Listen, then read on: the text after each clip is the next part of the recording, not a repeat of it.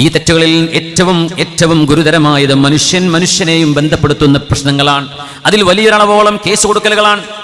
അത് ചെറിയ പരാതികൾ മുതൽ വലിയ കേസുകൾ വരെ, ഹൈക്കോർട്ടിലും സുപ്രീം കോർട്ടിലും അടക്കമുള്ള കേസുകൾ.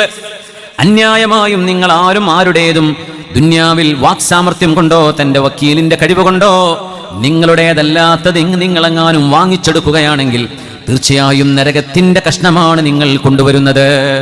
അത് സ്വർണമാകാം, അതൊരു തുണ്ട് ഭൂമിയാവാം, നിങ്ങൾക്ക് ലഭിക്കുന്നത് സമ്പത്താകാം, ക്യാഷാകാം, എന്തു തന്നെയാണെങ്കിലും പുണ്യ റസൂലുള്ളാഹി ഞങ്ങൾ പറയുകയാണ്, നിങ്ങളിൽ ചില ആളുകളെക്കാൾ വാക്സാമർത്ഥ്യമുള്ള ആളുകൾ കാണും.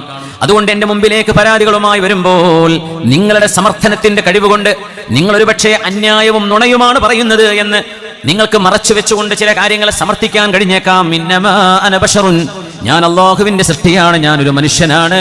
അതുകൊണ്ട് നിങ്ങളുടെ വാക്കുകളെ അടിസ്ഥാനപ്പെടുത്തി നിങ്ങളുടെ സമർത്ഥനം ശരിയാണെന്ന് ധരിച്ചുകൊണ്ട് ഞാനെങ്ങാനും നിങ്ങളുടെ സഹോദരന്റെ സമ്പത്ത് നിങ്ങൾക്ക് പതിച്ചു നൽകുകയാണെങ്കിൽ മനസ്സിലാക്കണേ, ഇന്നമാ യഖ്തതു ജംറതൻ മിനന്നാർ, നരകത്തിന്റെ തീ കഷ്ണമാണ് നിങ്ങൾ എന്നിൽ നിന്ന് കയ്യിൽ വാങ്ങിച്ചു കൊണ്ടുപോകുന്നത്. അല്ലാഹുവിന്റെ മുമ്പിൽ മറുപടി പറയേണ്ടി വരും. അതുകൊണ്ട് അന്യായങ്ങളായ ഏതെല്ലാം കേസുകളുണ്ടോ പിൻവലിക്കാൻ മുഅ്മിനായ മനുഷ്യൻ തയ്യാറാവണം. ഒരാളെയും ബുദ്ധിമുട്ടിക്കണ്ട. ഐനൽ ജബ്ബാറൂൻ ഐനൽ മുലൂക് ഐനൽ മുതകബ്ബിറൂൻ, അധികാരം കയ്യാളിയവരൊക്കെ എവിടെ? അഹങ്കാരികളായി നടന്നവരെവിടെ? രാജാക്കന്മാരെവിടെ? സ്വാധീനം എവിടെ? മന്ത്രിമാരെവിടെ പോയി? അവരുടെയൊക്കെ സ്വാധീനങ്ങൾ ഉപയോഗിച്ചുകൊണ്ട് നിങ്ങൾ എന്തൊക്കെ വാരിക്കോരി നിങ്ങൾ കൂട്ടിവെച്ചു. ലിമനിൽ മുൽക്കുൽ യൗം മാലിക് യൗമിദ്ദീൻ, ഓരോ ദിവസവും 17 തവണ ഒരു മുസ്ലിമായ മനുഷ്യൻ 5 നേരത്തെ നിസ്കാരത്തിൽ ഓതുന്ന സൂറത്തുൽ ഫാത്തിഹയിലെ ഒരു ആയത്തല്ലേ ഇത്? 17 തവണ നിർബന്ധമായി നമ്മൾ ഓതുന്നുണ്ട്. മാലിക് യൗമിദ്ദീൻ, പരമമായ നീതി നടപ്പാക്കപ്പെടുന്ന ദിവസത്തിന്റെ ഉടമസ്ഥനെ അല്ലാഹുവേ. ഈ ഒരൊറ്റ ആയത്തിന്റെ അർത്ഥം ആലോചിച്ചാൽ മനുഷ്യനോട് അന്യായം പെരുമാറാൻ തയ്യാറാകുമോ? മാലിക് യൗമിദ്ദീൻ, ആ മാലിക്കായ റബ്ബിനെ എനിക്ക് കണ്ടുമുട്ടേണ്ടതുണ്ട്.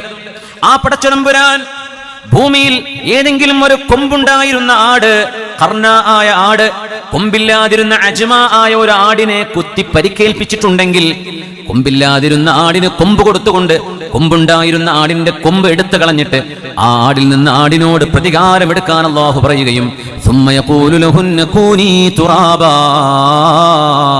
ഇനി മണ്ണായി പോയിക്കോളൂ എന്ന് ജന്തുജാലങ്ങളോട് പോലും നീതി നടപ്പാക്കുന്ന റബ്ബാണ് നമ്മൾ വിശ്വസിക്കുന്ന അല്ലാഹു. അതെന്താ നമ്മൾ മനസ്സിലാക്കാത്തത്? നമ്മൾ വിശ്വസിക്കുന്ന റബ്ബ് മാലിക് യൗമിദ്ദീനാണ്. ഈ വിശ്വാസമാണ് ഒരു മുസ്ലിമിനെ മുസ്ലിമാക്കുന്നത്.